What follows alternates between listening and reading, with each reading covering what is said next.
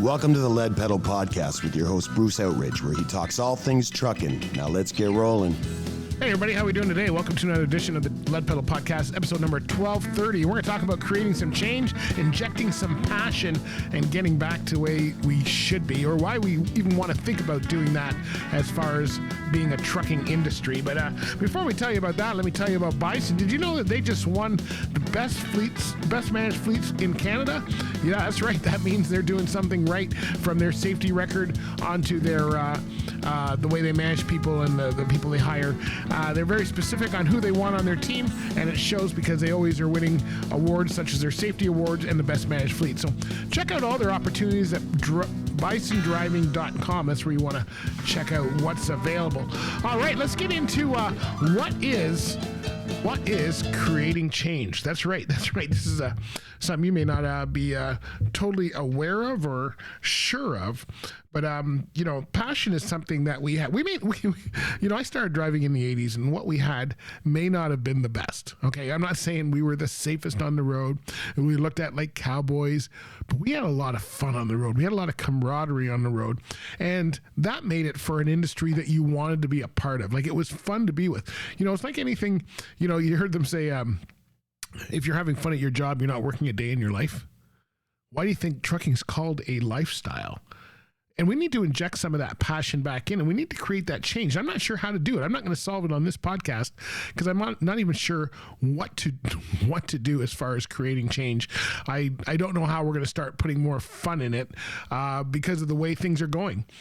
It's actually going the other way. If you think about it, we're trying to take all the drivers out of the seat. We're trying to add more regulations. We're trying to make them do more, yet we're struggling with paying them. Anybody see a disconnect there? In the old days, we weren't even talking about pay. You remember that? We weren't talking about pay. We were talking about getting down the road. We were talking about how cool things were. We were talking about where can you go. We were talking about getting that next load. It was a totally different thing. And that was back in 1980, 1982, 1983. And things weren't perfect. Trust me, we didn't have a lot of the safety regulations. And I'm not against safety. I'm not against the regulations. I'm not against any of that stuff. What I am against is making robots out of truck drivers, and that's exactly what we're doing. It has now just become a job. It has not become a reason to get into the industry. When you're a farm kid, and I'm not a farm kid. My parents are from Guyana. They didn't even know what a truck was. There's no trucks over there. My dad's an accountant. My mom worked for the airline. My brother's an accountant. Like, nobody's a truck driver. I fell into it because I needed to get a job at the age of 17. That's how I got into it. But I didn't like school, and this was a way of... If you think about it, at 61 years old, I'm not 61 yet. I'll be 61 in a couple months, but I'm almost there. But I built a career on a industry that everybody thinks is junk. I built a career on an industry that everybody thinks when you throw away somebody and they can't do anything else, you throw them into this industry. Anybody seeing the issue there? That's right. We're not taking them at their value anymore. We're not showing how much you really need to know in this industry. And that's why when we go back to the old school guys, and when I call old school guys, I'm including myself, although there's older school guys than me, when they learned something, and the reason that they did some stuff is because that's how you got down the road. They had to know all about a truck because they had to change the tire. They had to do all of that. They may not have done a pre-trip inspection, but trust me, they knew about that truck. We used to change other people's tires. Like you got to know stuff. Now, we used to adjust our own brakes. Now you don't touch anything, but we're still supposed to know it all like we're a mechanic. And this is bringing in so many disconnects, and we're wondering why our industry is struggling in so many ways. And we need to get back. We need to, first of all, get the passion back. And getting passion back into something is to show people the fun that's in it. And if we can show the fun in it and make some money at the same time. And if you ask a lot of the old guys, they'll say they're not making money the way they were in the old days. Why is that? The roads haven't gotten any shorter. The stuff it's still by the mile. The miles are still there. Why are we not making the same money? Some would argue the regulations. Some would argue all the safety stuff. Some would argue, the way people are dispatched. Some would argue how many people are involved in the supply chain from load to from shipper to the receiver and all the people in between there, from load brokers to drivers to companies, whatever.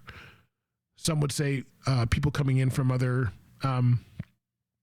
countries are taking our jobs. They're not taking our jobs. There's so many there. There's nobody wants them, so we need someone to fill them. So all those who are arguing, well, they're taking our jobs. Well, I don't see you guys taking a job. A lot of the kids that are born here don't want to do that. And I'm amazed when drivers and companies will say, well, we just want, we don't want our son or our daughter to do that job. We did it. Why? Kept food on your table. Why wouldn't you want them to do that job? I don't understand. I don't understand why. I'm telling people to get into trucking all the time, and I'm not even driving anymore, but at least I did that. And I know why someone should get in, because if you look at me, I'm your poster boy. I'm your poster boy right here. I'm the guy who said, you know what? I'm going to drop out of high school. I've got no career ambitions, no talents, no education. So I got into the trucking industry where I didn't need any education to get in. I just needed to get in and work. I just needed to get in and listen. I need to get in and learn. Those are the things that I need to do to get into the trucking industry and be successful. And if you're not, people aren't doing that now. They come in, they want to be making top dollar day one. I had this discussion with somebody the other day. Well, I need to make $60,000 my first year. Well, good luck with that, because you don't even know what the industry is yet. So the expectation. It's in everywhere, right? I'm not even just talking about trucking. It's in everywhere. You look at raising the minimum wage. What did that do to us? That made it so now that nobody can be hired here because we can't afford them, because out of the gate with no education and not even an inkling of whether they want to work or not, we got to pay them $16 an hour. Well, we don't even know if they're good yet. We don't even know if they don't even have a reason to learn, because all they want is the money. We just need to make $16 an hour, which is not going to actually do anything. It doesn't, it's a fine place, but that's not where we should be starting people. How many of us drove trucks at $10 an hour? How many of us drove trucks at $5 and whatever, or drove them for free? Who knows, right? So we got all this stuff in the industry. We've got passion. We've got technology. We've got safety. We've got all these rules. We got limits on when you can drive, when you can't drive, when you should sleep, when you shouldn't sleep. We still have crashes every day.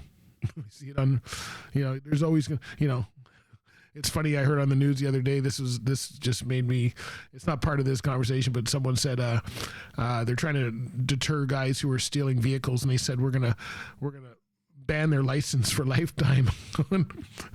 Do you think bank robbers are going around, or guys who are stealing cars have a conscience and are worried about their license? I think that's the last thing they should be worried about. Most of them, unless someone said most of them don't even have licenses. Exactly.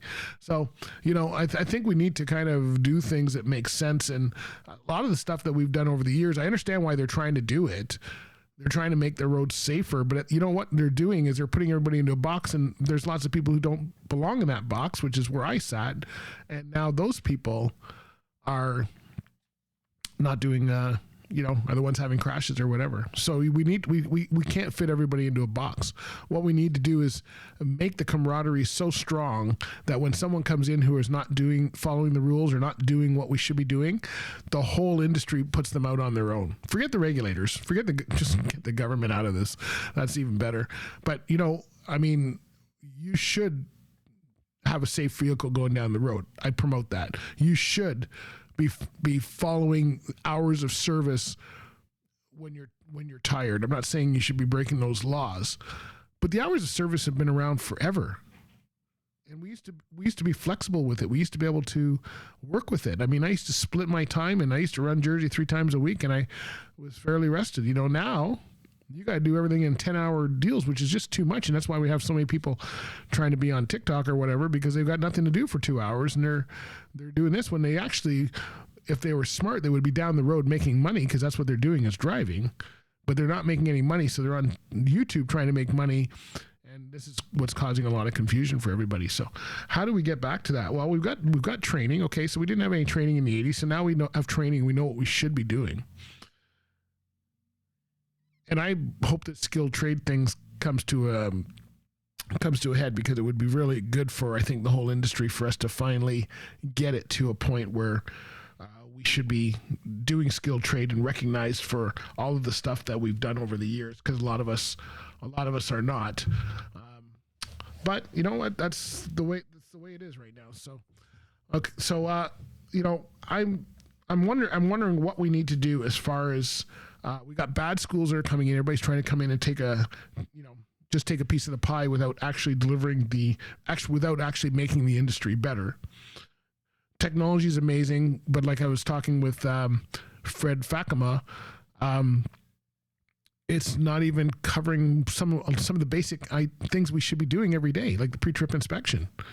It's not telling us whether our brakes are in adjustment. It's not telling us stuff that has been a problem for so long, and yet there's nothing there to say that it's okay. So why are we not working on that stuff? Like, why not make this industry easier? You know, we had all that training. We used to do it. I mean, I understand why they don't want people touching brakes anymore, because there was a time when people were going the wrong way, but a lot of us, not all of us, were going the wrong way. A lot of us were going the right way, and that's how we learned how to adjust brakes. That's how we learned how to measure. That's how we learned how to do mark and measure and all that stuff, was because of the days when you actually had to do it yourself. And you had to crawl underneath, and you had to actually get out a wrench and actually wind it up and wind it back and measure it and make sure you're within limits. And do that on a regular basis. You know, same as greasing your truck, same as oil changes, all that stuff had to be done on a regular basis. Now we've gotten to the point where you actually don't have to do it at all. You know, you don't even change your oil for, a year, and you don't even look at your tires for a while, and you wonder why people are not really looking at stuff anymore, yet we're supposed to know it. And for those of you who don't know anything about knowing it, you only know it if you do something all the time. If you don't do something for 6 months, then you're not going to know anything about it. That's the problem, right? So that's what we need to work on. So what are we supposed to be working on, or do we just want the driverless trucks? Is that what we want as an industry? I don't think that's what we want as an industry. But, you know, they've taken out every single step from restaurants and truck stops where the camaraderie was to now just, and the regulations and making everybody just go up and down the road and there's nobody talking. We need to reverse that if we want the camaraderie, if we want the trucking industry passion that we had in the old days. I'm not sure how we get there, but let's hope we get there. I'll be right back.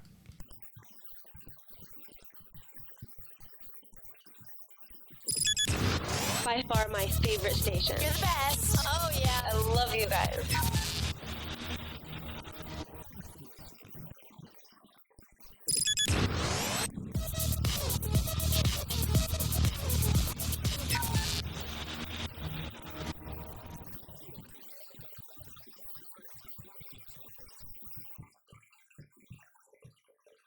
All right. Hey, before we get on to this, let me tell you about Ontario Truck Driving School. If you want some quality training, that is where you go, otds.com. And they've got locations all throughout Ontario. They've got 9 locations. They've got several different courses for you, from heavy equipment to truck, bus, limo, any of those kind of things. So go check them out there for sure, because they're a good school, otds.com. Hey, you know what? Okay, so here's what we used to have. We used to have drivers showing more respect. We used to have courtesy, and we used to have camaraderie. So if we focused on those 3 things, what would we need to do in our industry to get those 3 things back? Well, first of all, we need to teach people those 3 things, right? So we need to teach them respect. How do you get the respect? That starts in the company. That's a culture thing that starts right up at the top and works its way down. And you need to be respected, which means rewarding your drivers, means acknowledging your drivers, means respecting the kind of equipment you give them, and it means making sure that they're doing well at their job. And then if they're doing well, you're going to do well as a company. All right, so we need to show that respect starting from the top down. I know a lot of companies are doing very well at that, and I know some companies that really need to work on that. We need to give them some proper training. And when I say proper training, I'm not talking about a 103-hour quick course. I'm talking about a proper foundation to get started, and then an ongoing training process. Okay, for many of us, that was done in the old days, by ourselves. We figured that out on ourselves. Nowadays, there's training programs and training schools and finishing programs and all those things that needs to be in there, and that needs to be acknowledged and needs to be accounted for, which is where I think the skilled trades part of this is going to come in, because it's going to make our lives better. So we got respect, we've got proper training, and teaching the courtesy, which was in the industry of being in the proper lane and watching out, being the more professional than everybody else on the road. We have a lot of it the other way around, where our drivers are making as many mistakes as the people that are driving cars. And it used to be about 90% of it was car issues. Now I think it's going the other way, to where it's a lot of it is driver issues. And some of that is cultural, some of that is just lack of training, and some of that is just we don't care. So you need to figure that out. And for those of you who don't care, get the hell out of our industry. We have other things to do.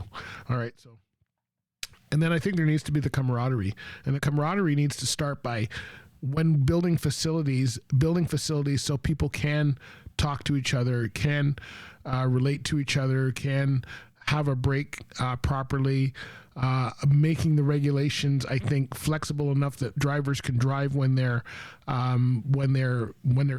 they can drive when they want to drive, and they can rest when they want to rest, instead of trying to make everybody fit into a regular. So, bringing back that flexibility, especially anybody driving on the 401. The last thing you want to do, I would rather take a nap than sit in that 401 for 2 hours going across a major city or whatever city you're going through.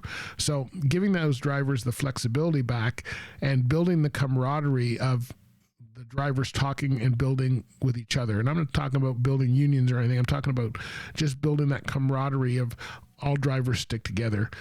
There's some of it out there. There's a lot of it that's not out there, and a lot of drivers are not doing that anymore. And that's one of the problems that we have. So if we can get more respect, if we can fix the courtesy and the training and that kind of thing and the regulations, and then we can bring in some camaraderie where we're making it for drivers, specializing it for drivers, the way there used to be driver areas at truck stops and all of that kind of stuff. And maybe it's not in a truck stop. Maybe it is, I go to a lot of truck stops. They're fairly empty depending on when you go in. It used to be packed. Now it's fairly empty. So maybe truck stops need to think of other ways, not just making it fast food, but making it so that they're either putting on events that represent drivers, or they're doing things to bring driver camaraderie into the mix, so drivers are able to talk to each other. And I can tell you, from someone who does a lot of events for a lot of different cultures, both in this business and my other business, the biggest thing we need to do to bring camaraderie in is we need to start meeting each other, instead of just watching online what the other culture is doing and assuming that they're the bad ones in the world. We get away from that. We need to get away from that, and the way to do that is to meet each other and get to know each other and get to know what the issues are. You will find we are all the same no matter where you live in the world, and we need to get back into that. And if we can't get back into that, then we've got other problems way before this industry. But I can tell you, I'm glad I'm at the end of my industry, because you know what? I hope they can bring it back. I don't see anybody that wants to bring it back.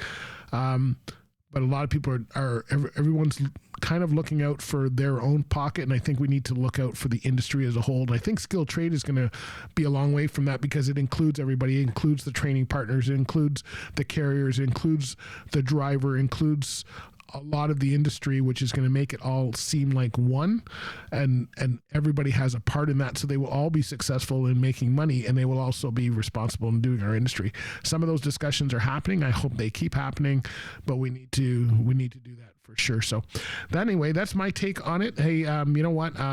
Before we get out of this, let me tell you about Driver Verified. Let me know your thoughts on this. I'd like to know what's going on with you guys and how this might affect you. But let's look into Driver Verified. They do online profiles, and the cool thing about an online profile is it's searchable by other companies. It's verified by insurance, and it can be updated by you and employment records, all of that. So it gives you a way of updating your skills, kind of like skilled trade before skilled trades comes in. That's what you want to do. So you can create a new profile at driververified.com. And you know what? Let me know what you think on all of this. This is just my ideas. It's my opinion. It's nobody else's opinion. So you know what? You may say, Bruce, you're full of it. I've been told that before. But you know what? That's what I thought. That's what I think about the industry, and I hope we change it because it's been a good industry to me. I built a whole career on an industry that's supposed to be throwing people out. So let's stop throwing people out. Let's make it a great industry for everybody so they all want to get into it. And then we can say, no, sorry, you're not a right fit. Right now, we're taking everybody because we have to. And I know there's a lot of good people out there in this industry, and I also know there's some bad people out there in this industry. Let's get rid of the bad ones. Let's keep the good ones, and let's bring in more good ones because you guys are awesome. That's the way I like to do it. All right, my friends, you know where to find us on socials. We'll talk to you later. This has been another episode of the Lead Pedal Podcast. For more information or to subscribe to the podcast, visit theleadpedalpodcast.com and be sure to follow the podcast on Facebook and Twitter.